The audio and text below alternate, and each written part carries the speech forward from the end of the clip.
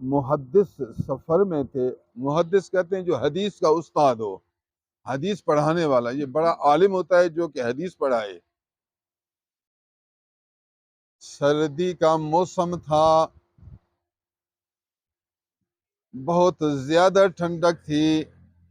شاگرد نے سوچا، مرید نے سوچا، سفر میں ہیں، سردی کا موسم ہے، آج رات بہت ٹھنڈک ہے. استاد عمر رسیدہ ہیں، صبح نماز کے وقت اگر ٹھنڈے پانی سے وضو کریں گے تو بڑی تکلیف ہوگی، پریشانی ہوگی. طالب علم کے دل میں محبت تھی، استاد کا اکرام تھا، استاد کا ادب تھا. اس نے ایک گر سوچا، ایک اٹکل سوچا، ایک عجیب طریقہ ڈھونڈ لیا. لوٹے میں پانی ڈالا اور پانی کو اپنے سینے پر رکھا. رات کو نیند کے وقت لوٹے کو اپنے سینے پہ رکھا اور اوپر لحاف ڈال دیا کہ اندر کمرے میں ہوں، پھر لحاف بھی ہے، پانی نیچے ہے. نیچے سینے کی گرمائش پہنچے گی اور اوپر لحاف کی گرمائش آئے گی.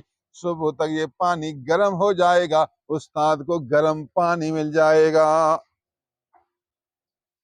ایسے لوگ بھی دنیا میں گزرے، ایسے محبت والے بھی، ایسے ادب والے بھی. اس کو کہتے ہیں ادب.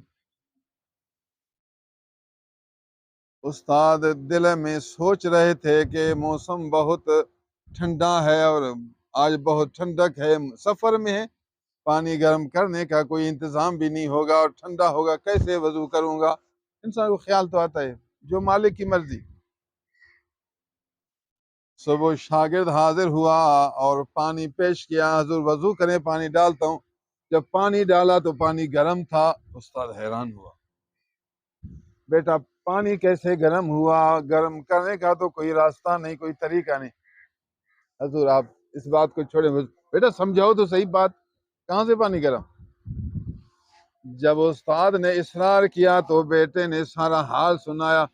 فرمایا اے بیٹا میں آپ کو دعا دیتا ہوں، اللہ عز و جل آپ کو بہت بڑا عالم دین بنائے، اللہ آپ کو اپنے پیارے دوستوں کی جماعت میں داخل فرمائے، اللہ آپ کو متقین کی لسٹ میں شامل فرمائے.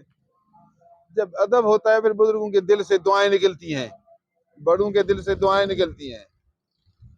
وہی شاگرد اللہ کے فضل و کرم سے عالم بھی ہوا، عالم ہونے کے ساتھ ساتھ محدث اعظم بھی ہوا.